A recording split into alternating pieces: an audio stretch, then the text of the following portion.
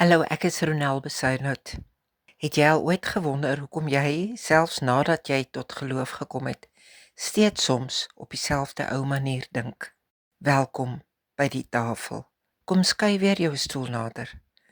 Vir 'n paar minute wil ek jou nooi om stil te word. Laat die geraas van die dag vir 'n oomblik bedaar. Die tafel is gedek. Die gasheer wag reeds.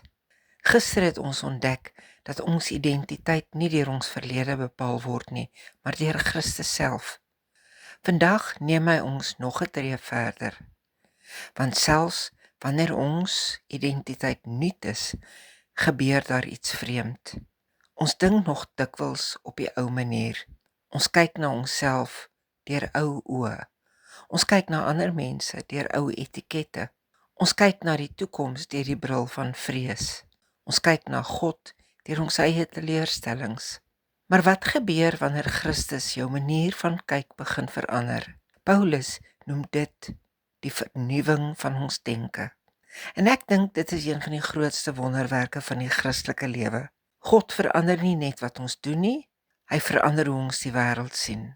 En wanneer jy nou verder lees, gaan jy ontdek dat hierdie vernuwing baie meer is as positiewe denke. Dis die werk van die Heilige Gees wat jou al hoe meer leer dink soos Christus. Kom skuif nader. Die tafel is gedek.